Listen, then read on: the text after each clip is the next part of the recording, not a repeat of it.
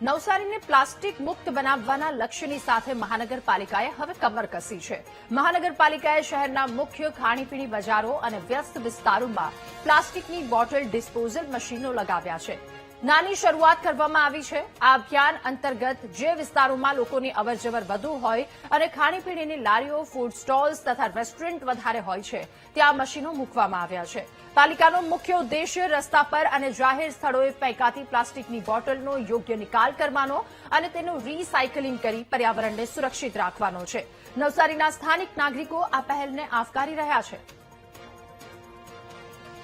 પેલા આઈસ્ક્રીમ અહીંયા મૂકવા પેલા ગોળ ફરતે એટલા બધા બાટલા પાણીના એટલા બધા આગળ રોડ પર ફરતા હોય ઇંગ્લિશ લોકો ગમે ત્યાં ફેંકતા હતા. અમારી એક્ટરની બહાર મારે રોજ જ નહીં 10 થી 15 બોટલ પેલા વળીને અમારે સાઈડ ડસ્ટબિનમાં નાખવા પડતી હતી.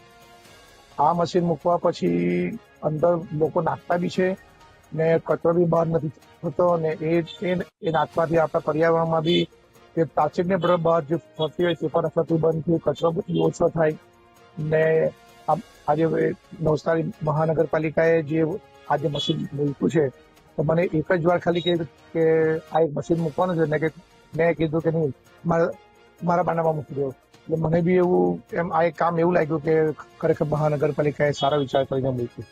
બોટલ જે છે પ્લાસ્ટિકના બોટલ આપણે બધા જાણીએ છીએ કે ઘણી બધી જગ્યાએ જે છે લોકો એમ તેમ નાખી દે છે.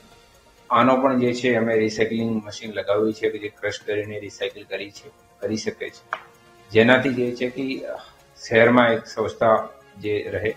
શહેરમાં પ્લાસ્ટિક જે છે એવું બધું જે પેટવાળું જે હોય છે આનો એ જે એમ તેમ જે લોકો ફેંકી દે છે ઓછું રહે અને આપણે એક બધા ભેગા મળીને શહેરને સારો સ્વચ્છ બનાવી શકીએ. એન્વાયરમેન્ટમાં ઉપર પણ જે છે આપણે બધા જાણીએ છીએ કે પ્લાસ્ટિકનો ઘણો બધો જે છે વિપરીત પ્રભાવ પડતો હોય છે.